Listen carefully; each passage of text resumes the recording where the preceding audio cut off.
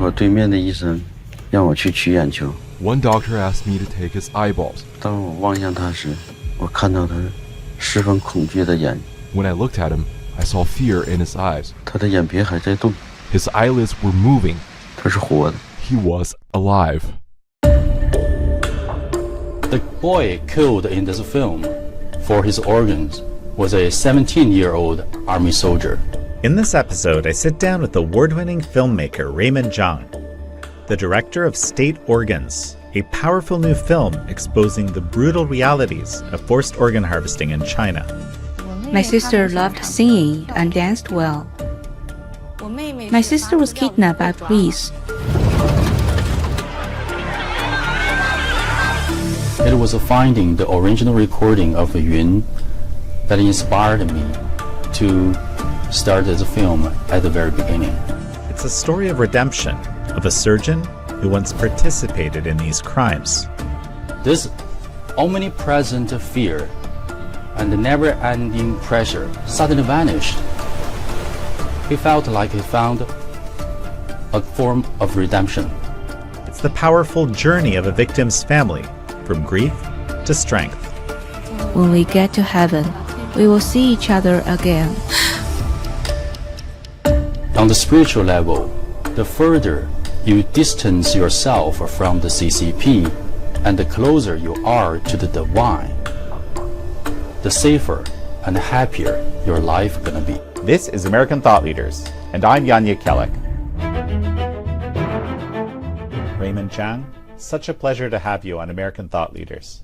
Thank you for having me, Yang. So you actually have made 3 documentaries. 2 of them have been focused on forced organ harvesting. The first, of course, was Human Harvest. It won the Peabody Award, which made it the darling of the Canada Media Fund. And then it also had this incredible reach through an online film festival where, literally millions saw it. The second film was particularly close to my heart. It's the film Avenues of Escape. And that's because the film is about this underground railroad that was bringing Chinese prisoners of conscience out from China through the Golden Triangle to Bangkok so they could get UN refugee status and get resettled in free countries. And my wife and I, back in 2005, 2006, were actually working on this railroad. So it was wonderful to have a documentation of that in a documentary, very powerful, and I'd recommend that to everyone. So tell me briefly how going through the process of making those first 2 documentaries inspired State Organs. In 2006, when I first heard about the organ harvesting, I was shocked, but not that surprised. Born and raised in mainland China, I knew CCP had killed about 60 million to 80 million Chinese people over the past 70 years. So I thought I already knew those things. But in 2016, when I first met Dr. George Zheng, I was utterly shocked. The degree of the cruelty of the organ harvesting is beyond imagination. The boy killed in this film for his organs was a 17-year-old army soldier. Since he was under 18, his parents spent about 10,000 Chinese yuan to get him into the army and hope he could get a better job opportunity in the future. Because he was from a countryside, he didn't know how to please or bribe his supervisor. He got a conflict with his officer and was put into a military jail. His blood type matched that of a high-level military officer. So the army decided to kill this boy for his 2 kidneys and 1 eyeball. His parents probably never know what happened to their kid. 我对面的医生让我去取眼球。 One doctor asked me to take his eyeballs. 当我望向他时，我看到他十分恐惧的眼， When I looked at him, I saw fear in his eyes. 他的眼皮还在动， His eyelids were moving. 他是活的。 He was alive. Dr. George Zheng told me is so demonic.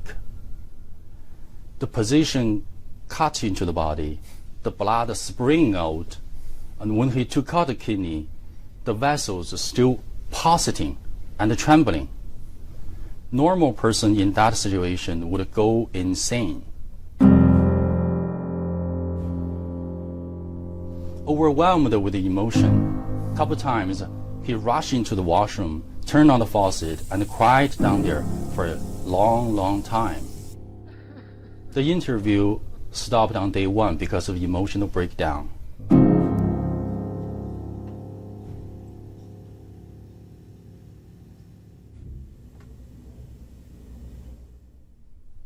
But after the interview, he told me with tears in his eyes, he had been living in the extreme fear every day over the past 17 years. Being scared day and night since there's a secret military operation. He always felt he was being hunted. Someone was chasing him, attempting to assassinate him. But after the interview, to his surprise, this omnipresent fear and never-ending pressure suddenly vanished, as if his life and soul were relieved and redeemed. He felt like he found a form of redemption. When I looked at Dr. George Zheng's eyes, I saw a mixture of complex emotions of fear, worry, but also the courage and determination. Until today, Dr. George Zheng is the only military surgeon who directly involved in organ harvesting and has the moral courage to stand up to expose this most secret state crime. His courage and determination deeply touched me.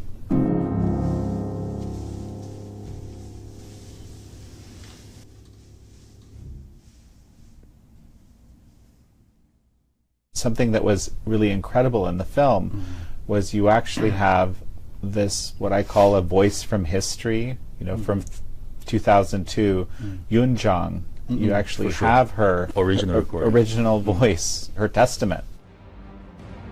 21日夜里，我下楼前后都被警察包围，早晨4点送到被抓走。领导证明是青岛市法尔木辅导站的副站长。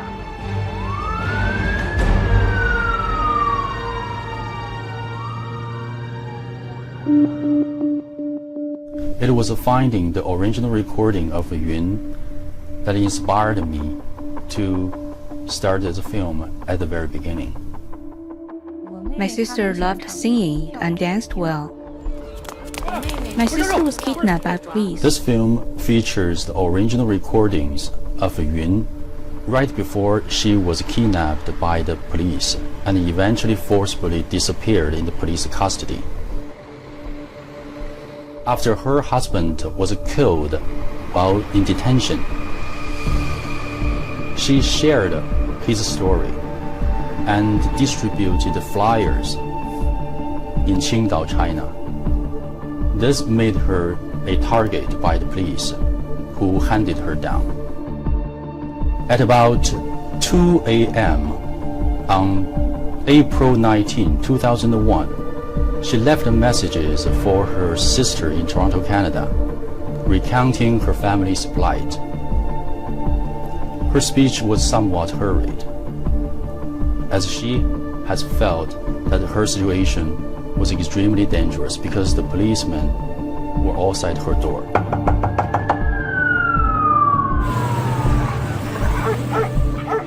In the recording, she said, her family's experience was only the tip of the iceberg in the persecution in China, and hope the international community could help to end this persecution. And this was her last voice left of the world, and was her only wish. The film also features a policeman who participated in this persecution. Can you tell me about him? Sure. A police officer on guard was deeply moved by the steadfast faith of the Falun Gong practitioner. 东北的辽宁锦州，2002年4月9日，这个人呢是一个老师啊，就是在中学教书的老师。在这之前呢，他受过的羞辱更大呀。我们的民警有不少啊，就是比较变态那种的，对他进行这个属于是猥亵吧，然后对他进行这个强暴太多了。我们经历了得有1个星期对他的审问、严刑拷打，身上已经有无数次伤疤，并且电棍电。这个时候，可能辽宁省公安厅某办公室吧，反正是一个挺保密的部门，派了2个，一个是解放军沈阳陆军总医院的一个军医，还有一个是第2军大学毕业的，给他送精神病院的一个手术室，然后进行一套东西。当时我们一人拿一把手枪在旁边站岗，不打任何麻药。手术刀在胸脯一刀下去，血是喷溅出来的，血是喷溅出来的。那个女人就嗷嗷大叫一声，说法轮大法好，你杀了我一个人，你还能杀了我们好几亿人呢？为了自己真正的信仰被你们迫害的人吗？那个军医犹豫了一下，然后看了我一眼，又看了我们的领导一眼，领导点了一个头，他还继续的。我一直不信，但是看了之后，他们这个勇气太让人震惊了。人再大的忍耐力，锋利的手术刀一点一点拉开你的胸脯的时候，你心脏在里边跳，血喷溅出来。这个时候还是说法轮大法好。我一想起他那一瞬间，我感觉对不起他，我救不了他们，我救不了他们。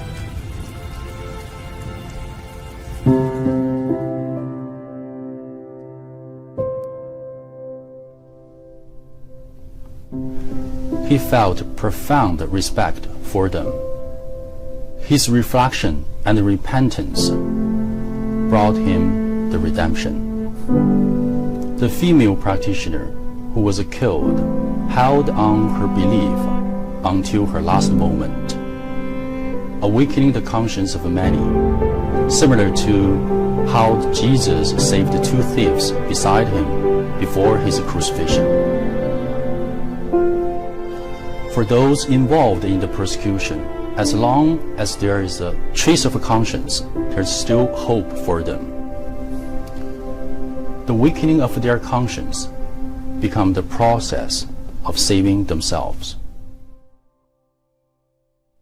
Raymond, of course you know that I'm completely with you in this, trying to expose more and more people, especially people who are making decisions in our societies about this issue. And we've already seen how the lack of action from free countries around this issue when the Falun Gong were initially targeted over decades, that it seems to have now shifted also towards the Uyghur populations as millions of people were incarcerated in the camps. So I think you have a really good point in saying that this is something that needs to be dealt with quickly. Let's talk about a couple of the characters. I found this documentary particularly powerful in that you get to know a few people very well that are connected to the issue. And of course, Michelle is living in Canada, you know, with her kids. And it's her sister, Yun, who has disappeared in China. Well, so tell me a little bit about how you found them, and tell me a bit about them and their story. This is the journey of the awakening of the victim's family.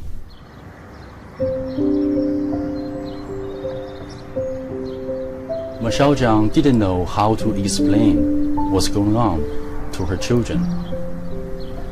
If the country and the society can do this, what hope is left? She saw no hope. Michelle was once an atheist. She didn't understand the energy practice.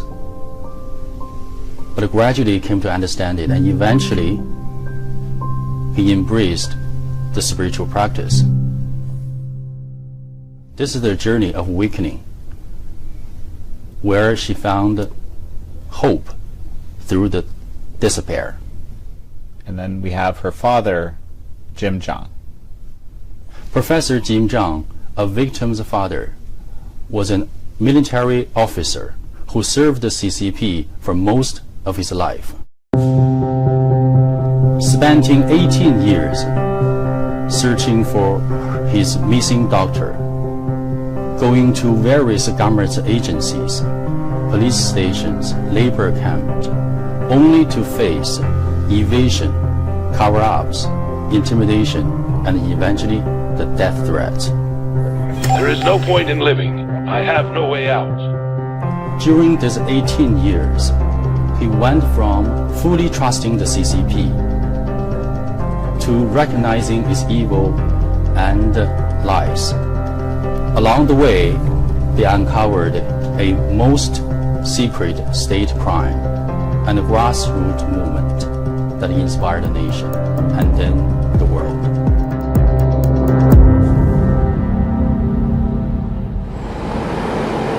Kaohsiung City Council has received a bomb threat for its plans to organize a screening of state organs, a documentary on China's government-run organ harvesting operations. The threat said several explosives had been put in the City Council building and they would explode at 5 p.m. on Tuesday if the event wasn't publicly canceled.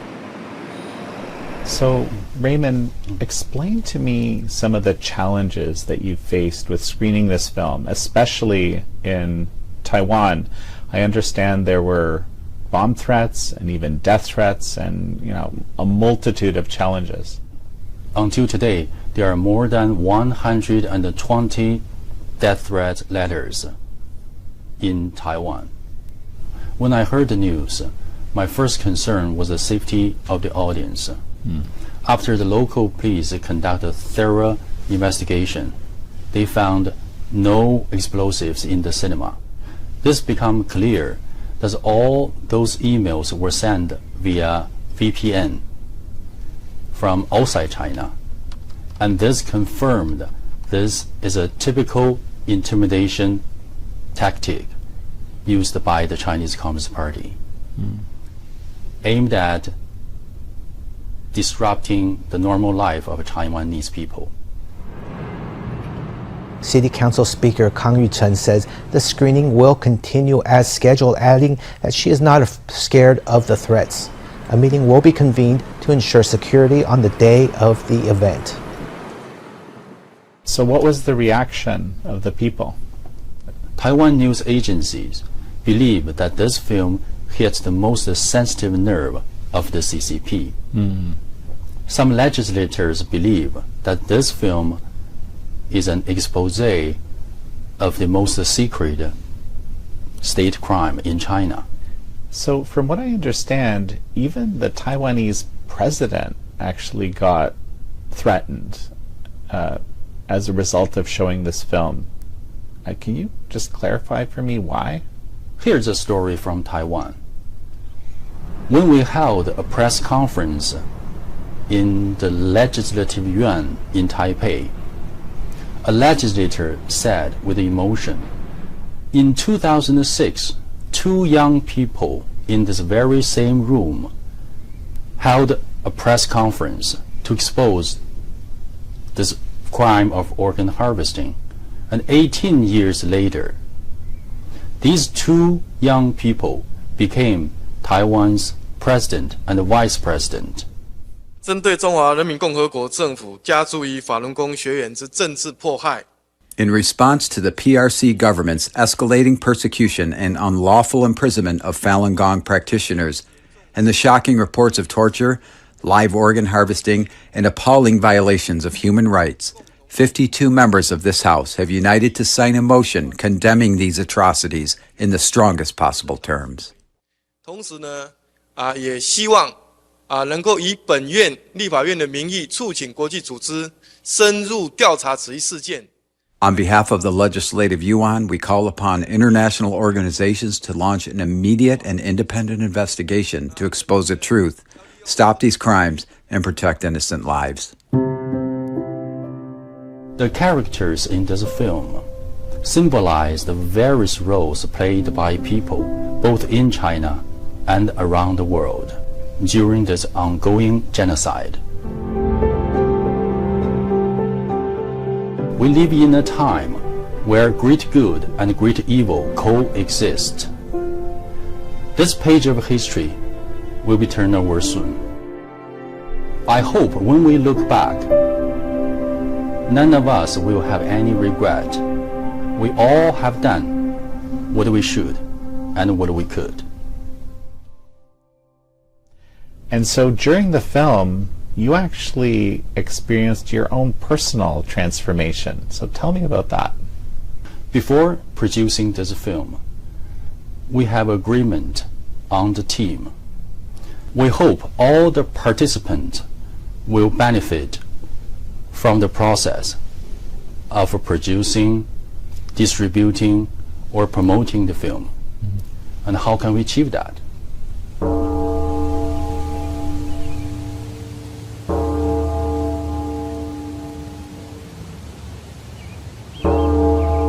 Chinese saying goes, art reflects the artist. The work of art often shows the true inner world of the artist. For example, Zhang Daqian, famous Chinese painter and calligrapher, before painting the Bodhisattva, he would wash his hands, change clothes nicely, and meditate. And after completing the painting, he would write Zhang Daqian paint with reverence on the artwork. With that in mind, I paid close attention to my cultivation of moral characters and cultivate the kindness within myself. I feel I have a cleaner and a clearer mind.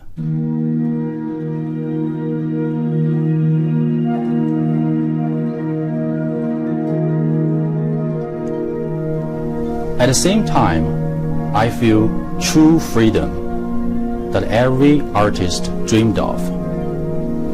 A true freedom from inside out. A feeling that I never have experienced before. To my humble understanding, the true freedom means being free from sinful desires, being free from complaint, and being free from selfishness. Only then can you be your true self and express yourself freely. It's an amazing process to go through as you're making a film. I'm very interested in your own journey that you described, right, of personal redemption. So yeah, tell me about that. Producing this documentary is also a journey of self-redemption for myself as well. Born and raised in mainland China, and I thought I had a clear understanding of the CCP, despite living overseas for over 20 years. During the production, I can always find the CCP culture on me. So peeling away this CCP culture layer by layer become a process of saving myself and restoring my faith in divine. As my faith growing stronger, I feel like I am being taken care of and blessed by the above. On the spiritual level, the further you distance yourself from the CCP and the closer you are to the divine, the safer and happier your life gonna be.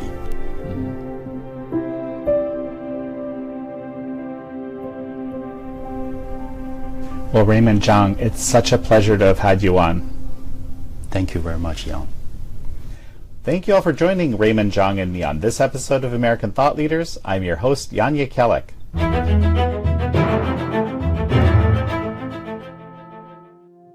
I don't know if you've seen the film State Organs yet or not, but the reason I invited Raymond on the show is because I felt like it really conveyed the horror of what was happening in a meaningful way, in a way that people could accept. And indeed, I'm in the process of publishing a book. It comes out March 17th, Killed to Order, in the same vein. The thing about Raymond, which frankly surprised me, or I guess I wasn't expecting, is that in our interview, what came out was how he was really living his faith through making the film. And that's something that I guess deeply appreciate, something that I'm inspired by, and I think lived a little bit as I was writing Killed to Order as well. At killedtoorder.com, if you'd like to pre-order it, it comes out March 17th. It's my hope that films like State Organs and